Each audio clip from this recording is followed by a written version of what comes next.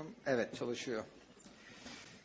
Ben bugün sizlere didaktik bir takım şeyler anlatmak istemiyorum. Bazen işte televizyon ekranında bir sürü şey geliyor, görüyorsunuz. Aslında ekrana gelmeyenler için harcanan çabanın inanılmaz bir boyutu var. Bambaşka bir şey o. Ben size bugün bir hikaye anlatacağım ama gerçek bir hikaye, her şeyle Gümüş'ün hikayesini anlatacağım.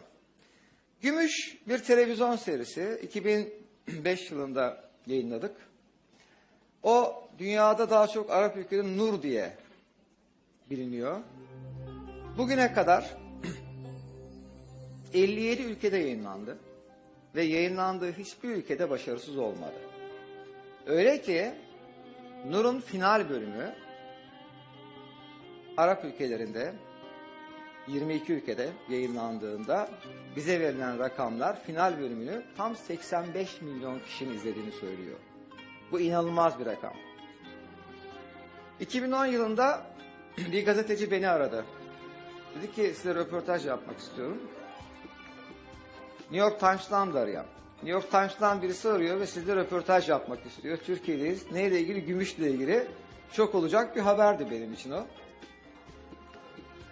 Röportajın yapmasının sebebini anlatacağım. Asıl muhabir Gazze'ye gidiyor ve Hamas'la ilgili bir röportaj yapmak istiyor. Ama sokaklarda yürürken bir akşam kimseyi görmüyor. Diyor ki insanlar nerede? Bu akşam Nur akşam. Herkes onu seyrediyor diyorlar orada. Sonra röportaj yaparken işte soruyorlar. Konu Türk dizilerine geliyor. Muhabir diyor ki Türk dizileri hakkında düşünüyorsunuz.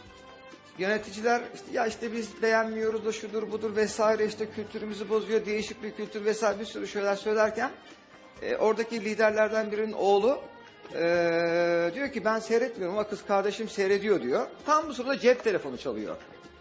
Cep telefonu müziği Gümüş'ün jenerik müziği. Bu Haziran 2010 tarihinde New York Times'ta yayınlandı. Bu hikaye de yayınlandı. Ben Gümüş'ün nasıl yaratıldığını tek başıma açık olarak anlatmak istemiyorum. Çok insan çalıştı bu konuda. Pek çok emeği var ama hepsinin ağzından duymak istiyorum nasıl yaratıldığını.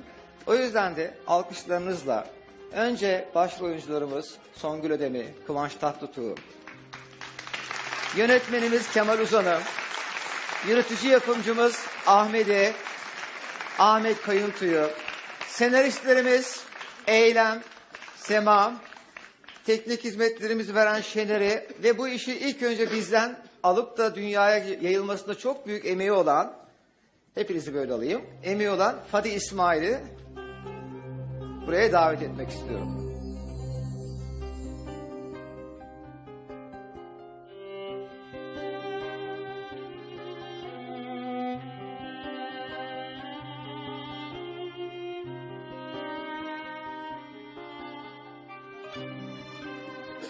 Evet arkadaşlar, çok kısa çabuk geçeceğim. Yıl 2004. Ben ANS'nin yeni genel müdürü olmuşum. Yeni gelmişim Doğan grubuna. Heyecanla, merakla bekliyorum. Bir proje bulmam lazım, bir şeyler yapmam lazım, üretmem lazım. Proje arıyor sürekli olarak ama açıkçası hayatımda o zamana kadar pek de senaryo okumuş değildim. Bir taraftan kendimi eğitmeye çalışıyorum. Senaryo nasıl okunur, kitaplar buluyorum. İşte öğretmen, şunlar bunlar, danışmanlar vesaire diyorum. O arada sürekli iki kız mail gönderiyor. Sürekli mail gönderiyor. Biz işte bıdı okuldan yeni mezun olduk da çok iyi hikayelerimiz var da şunlarda bunlarda vesairelerde randevu istiyoruz da bize bir şans verseniz de gelseniz de falan filan diye böyle sürekli mailler geliyor. Bir gün dedik ki hatta Mahinur Ergun'du dedi ki ya iki biz var onlar da bir dakika biz birisini unuttuk asıl bu işin. Sen niye orada duruyorsun? Pelin'i buraya çağırmamız lazım. Kanal D'nin genel yönetmeni. Bu işte en çok emeği olan insanlardan bir tanesi. Sandalyelerin bir tanesi eksik. Gel seni yanıma almam lazım. Hep yanımda olman lazım gel. Sürekli böyle başımızın etini yiyor birileri. En son dedik ki gelin kardeşim ne istiyorsanız kurtulmak için istiyoruz dedik. Neyse iki tane genç kız geldi böyle. İşte biz Dil Tarih Coğrafya Fakültesinden mezun olduk. Hikayelerimiz var falan filan.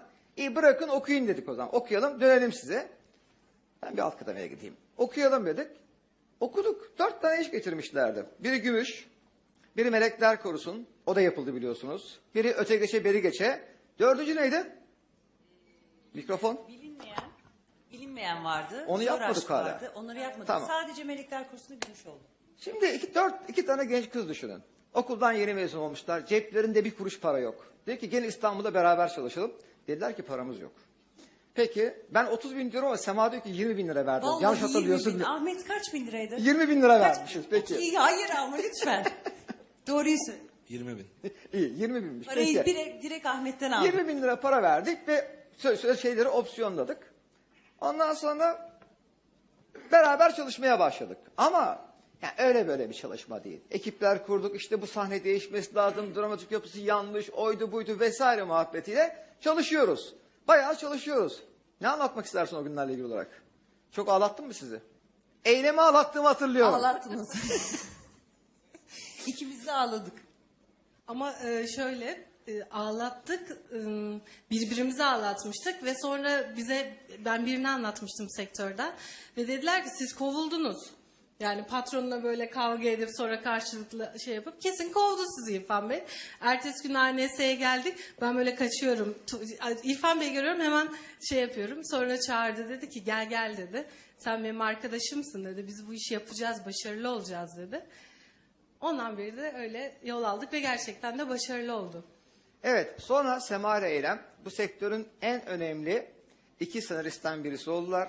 En son şu anda yaptıkları dizi Karadayı'nın senaristiler şu anda. Melekler Korusun, Karadayı, Yer Gök Aşk, Gümüş, Lale Devri, gördüğünüz her diziyi onlar yazıyor. Bugüne kadar şöyle bir istatistikleri var. Yaptıkları bir iş herhalde 100 bölümden aşağı gitmedi. Çok az bir iki iş galiba 100 bölümden aşağı gitti değil mi? Birkaç tane hayal kırıklığı oldu tabii. 70 bölümle. Sema ile Eylem'le böyle çalıştık ama arada bir anekdot da anlatmam lazım. İşte beraber çalışıyoruz. Aradan 2-3 ay geçti. Sonra bir gün ikisi geldi, dediler ki bize bir para verdiniz. Ev tuttunuz vesaire, eyvallah güzel de mutfaktaki tencereler boş. Paramız bitti. Ne yapacağız dedik artık. Sizi İstanbul'a getirdik. Bakmak zorundayız. Ama şimdi yeterince zengin oldular. Merak etmeyin. Çünkü çok meşhurlar. Artık bir şey olursa ben onlardan iş isteyeceğim. Durum bu. Neyse Sema ile Eylem'i aldık cebe ve işler yolunda gidiyor. Aylardan işte Temmuz falan o civarında. O dönemde belki çok iyi hatırlarsınız. Yıl 2005 yılı, 4 yılı özür dilerim. Hani bütün işleri sezonda satmak lazım. Eylül'e girerken satmanız gerekiyor. Yoksa açıkta kalırsınız. Ben elimde çanta, senaryolar, kanal kanal dolaşıyorum. Ama kötü bir maç satıcıyım galiba. Kimse senaryonun kötü olduğunu söylemedi ama satamadık arkadaşlar. Satamadık işi. Elimizde iş kaldı. Tabii iş kalınca o işe yönetmen, oyuncu vesaire bulmak da çok zor. O ara elimizde sadece kim var biliyor musunuz? Sadece kim var biliyor musunuz? Türkiye'nin en yakışıklı adamı. Sadece Türkiye'nin değil, bana göre dünyanın en yakışıklı adamlarından bir tanesi Kıvanç Tatlıtuğ var. Kıvanç'ta ben bu ara çok doğaçlama konuşmaya başladım. Aslında bunu yapmamam lazım. Notlarımı unuttum çünkü. Kıvanç'ta o dönemde 2002 Best Model of Turkey ve Best Model of the World birincisi olmuş durumda. Böyle yakışıklı, inanılmaz karizmatik bir adam. Kıvanç'la çalışacağız ama bizim bir ekibimiz var.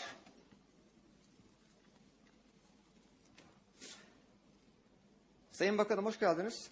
Özür dileyerek yerinizi ben işgal etmek zorunda kaldım. Biraz sarttık. Size ama güzel bir hikaye anlatacağım. Devam ediyorum. Elimizde bir tek Kıvancımız var. Kıvanç da evet çok yakışıklı, hoş, karizmatik bir adam ama bizim de bir editörler grubumuz var böyle. Tutturuyorlar der ki mankenden oyuncu olmaz. Olur kardeşim, adam dünyanın en yakışıklısı, niye olmasın? Böyle bir muhabbet var kendi aramızda. Bir gün dedim ki siz Kıvancı tanıyor musunuz? Dediler ki aslında tanışmadık. İyi o zaman Kıvancı çağırayım bir gün, bir kahve içelim ve siz de tanışın dedim. Kıvanç'ın haberi yok tabii bu konudan. Kıvanç geldi, benim odama geldi oturdu. Bir 15-20 dakika sohbet ettik. Böyle bir hanımlar ordusu var. İşte Sema var, Eylem var, Pelin var, birkaç arkadaşımız daha var. Neyse Kıvanç'ı gönderdik. Gönderdikten sonra hareket şöyleydi. Kıvanç çıktı oradan. Patron ne olursun Kıvanç oynasın, ne olursun Kıvanç oynasın diye bir yalvaranlar ordusu ortaya çıktı. Ha, bu ara çok ilginç bir fikir daha vardı. Fikrin de sahibi Pelin bu arada. Onu da söylemek de istiyorum. İspiyonlayacağım şimdi. Tuttur dedi ki Türkiye'de sarışın şey var mı? Star olmuş aktör var mı? Ne yapacağız? Kıvanç'ın saçlarını siyah boyasak mıydı? Çünkü Okan Bayülgen pastamine fotoğraflar çekmişti ve saçları siyah. O fotoğrafları bulmuş benim. Dedi ki kesin saçlarını siyah boyarsak mükemmel olur. Ama Kıvanç'la ilgili asıl söylemek istediğim şu. Bir gün konuşuyoruz. Ya ben kendisinin bu işte olmasını çok istiyorum. İşte bir Mehmet rolü var, başrol. Bir de bir yardımcı rol var. Kıvanç'a dedim ki başrolde mi oynamak istersin? Yoksa yardımcı rolde mi oynamak istersin? Ya İrfan abi ben daha yeniyim dedi. Öğreniyorum bu işleri. Ben daha başrolde oynamayayım. Hani yardımcı rolde oynayayım dedi. Ama o kadar böyle samimiyetle doğal söyledi ki. Hatırlıyorsun değil mi? Ben ne demiştim hatırlıyor musun? Evet, evet. Merhaba herkese. İrfan abiyle 2004 senesinde o dönem yurt dışında yaşıyordum. Yurt dışından geldiğim zaman. Tabii oyunculuk yapmak istiyorum bu arada. En azından denemek istiyorum. Yani yapabilecek kabiliyetim var mı yok mu bilmediğim için. Bir iş olmadığı zaman da hemen bırakabilecek kapasitede bir insanım. Hemen vazgeçebilirim. O dönem İrfan abiyle oturup konuştuğumuz zaman İrfan abi Gümüş projesinden bahsetmişti. Kendisiyle olan konuşmamızda dedim ki ya abi ben hani bilmiyorum bence yapabilir miyim? Sen dedi şunları al. Burada 2 tane karakter var. Bir tanesi Mehmet, bir tanesi Berk. Teşekkür ediyorum sevgili yönetmenim sağ olun. Bunlara bak hangisini beğenirsen gel söyle. Aradan bir zaman geçti. Yine aynı odada toplandık İrfan abiyle. Dedim ki ben Berk'i oynamak istiyorum. O dedim ufak rolü var. Orada ufak ufak dedim oynaya. Bakalım ama dedim yapamazsam kesin bırakacağım yani. Devam etmeye niyetim yok dedim. Sen dedi çok enteresan bir adamsın. Yani çoğu insan dedi hani başrol teklif edildiği zaman başrollü oynamak ister ama hani çekirdekten başlamak istiyorsun. Yetişmek istediğini söylüyorsun. Ha demek ki kafanda önemli şeyler var. Yani ciddisin bu konuyla ilgili. Sen bunu oynayacaksın. Mehmet'i oynayacaksın. Ben kesinlikle inanıyorum. Böyle düşünen bir insanın başaracağına inanıyorum. Eğitimlerini almaya başlayacaksın dedi ve yapabilir miyim gibi kafamda soru işaretleriyle ben odadan çıktım. Derken işte Orta Doğu'da ve birçok ülkede yayınlanan Gümüş dizisini yapmış olduk böylelikle. Serüven böyle başladı. Alkış. Bugün en son NBC Net'in yapmış olduğu bir araştırma var. 2 hafta önce. Fadi verdi bana detayları, bilgileri. NBC Net'in yapmış olduğu 2 hafta önceki araştırmaya göre oy verenlerin yaklaşık olarak %70'i en başarılı Türk aktörü seçmiş kendisini. Tekrar tebrik ediyorum. Kıvanç gerçekten inanılmaz disiplinli bir arkadaşımızdı. Ben Gümüş'ün setinde set çabuklaşsın diye işte ışıkları, kameraları, şunları falan taşıdığına son derece şahit olmuşumdur, görmüşümdür. Ama hep beraber çalıştık bugüne kadar. Gümüş, arkasından Halil ve Menekşe, arkasından Aşk-ı Memnu, şimdi Kuzey ve Güney. Yalnız şunu net bir şekilde söyleyebilirim. Yurt dışında Türkiye'de olduğundan daha meşhur bir arkadaşımız. Eğer Türkiye'de bir dizi yapıyorsanız ve başrolünde Kıvanç oynuyor lafını duyuyorlarsa direkt herkes geliyor satın almak için. Mesela Fadi direkt olarak geliyor diyor ki Kıvanç oynuyor mu? Oynuyor. Direkt satın almak istiyorum diyor. Şu anda Banko yurt dışındaki en büyük temsilcimiz oldu. Neyse Kıvanç'tan sonra bir başarı... Her şeyi söyleyebilirsin. Müsaadenizle bir şey söylemek istiyorum. Aslında burada bulunan işte yönetmenim, yapımcım, senaristlerim, başrol partnerim Songül'ün haricinde burada bulunmayı en çok hak edenlerden birisi rahmetli Ekrem Bora'dır. Kendisi nur içinde yatsın. Enteresan bir kader paylaşıyoruz. Yani bugün burada bu konuşmayı yapmadan önce İrfan abiyle yapmış olduğumuz telefon konuşmasından hemen sonra Mehmet abiyi kaybettiğimizin haberini aldık. Çok önemli bir duayeni kaybetmekten dolayı duyduğum derin üzüntüyü belirterek konuşmaya devam etmek istiyorum. Yakınlarına başsağlığı diliyorum. Allah'tan rahmet diliyorum. Sabır diliyorum. Kendisi huzurlar içinde yatsın inşallah. Ekrem Bora da burada bulunmayı çok hak ediyordu. Bana birçok şey öğreten kişi kendisidir. Kendisini bir kez daha huzurlarınızda anmak istiyorum. Kendisi de nur içinde yatsın. Mekanı cennet olsun.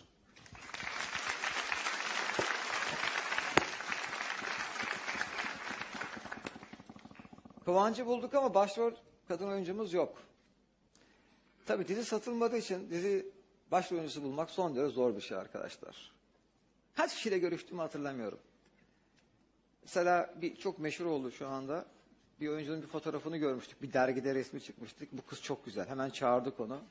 O bile kabul etmedi. Böyle bir durumdayız. Çünkü çok genç ve yeni bir ekiptik. Derken birisi söyledi ki Songül Ödenesi'nde çok yetenekli bir hanım var dedi. İşte TRT'de galiba bir 4 bölümlük bir mini seride oynamış. Ondan sonra birkaç görüntü görmüştük kendisiyle olarak. Dedim ki hemen görüşelim. Geldi. Hiç unutmuyorum o günü. Şöyle bir kod vardı. Şöyle karşıma oturdu böyle. Beni dinliyor. Ondan sonra beğendik. Yani oyuncu olduğu belli vesaire vesaire. Dedim ki ne yapıyorsun şu anda? Dedi ki Diyarbakır Devlet Tiyatrosu'ndayım dedi. Ne kadar maaş alıyorsun? 1750 lira dedi. Peki sana bölüm başı 1750 lira veriyoruz. Başrol oyuncumuzsun ve direkt bu işe başlıyorsun. Olur. Cevap bu kadardı. Olur. O güzel ses tonlamasıyla. Tabii ben o ara bilmiyordum. Sonradan öğrendim. Aynı anda aslında başka bir rol teklifi alınmış. Kendisi de başka bir şirketten. Onu da söylemem lazım. Ama oradaki yan rolmüş. Bizimki başrol olduğu için bizi kabul etmiş. Doğru mu Songül? Bu arada bir şey daha söylemem lazım. Yine en son yapılan araştırmalarda. Şu araştırmalar şurada bir yerde okumam lazım aslında size. Yine NBC Net'in yapmış olduğu araştırmada 200 küsür bir oyla %71 oranında Arap ülkelerindeki şu anda 2 hafta önce yapılan araştırmada en beğenilen kadın oyuncu seçilmişsiniz. Tebrik ederim. Mikrofon burada. Merhabalar. Başımız sağ olsun öncelikle. Mehmet Ali Birant da Türk basınının dünyaya açılmış çok önemli bir ismiydi. Şimdi dizilerin dünyaya açılmasını konuşuyoruz. Başımız sağ olsun. Hakikaten sözlerin kifayetsiz kaldığı bir durum. Ben Ankara'dan yetişmiş bir oyuncuyum. İstanbul'a geldiğimde çok yabancıladım her şeyi. İrfan Bey o günü böyle hatırlıyor bir patron olarak. Ben başka türlü hatırlıyorum. Normal. Ben Şimdi binaya anlatıyorum. girdim ve bana İrfan Bey dedi ki yanımdan Kıvanç geçti. Hatırlıyorum ilk karşılaşmamızı. O da yeni çıkmıştı konuşmadan herhalde. Dedi ki bana Gümüş geldi dedi. Ne demek istediğini anlamadım. Gel bakayım otur bakayım dedi böyle. O da böyle oturdu karşıma. Anlat bakayım kendini dedi. Nasıl dedim. Ne müzik dinlersin dedi. Ve bana çok kişisel sorular sormaya başladı ama meğer gözlem altında olduğumdan haberim yoktu. Sonra bana bu işten bahsetti. Bana başka bir dizi projesi daha gelmişti ve ben onu çok sevmiştim.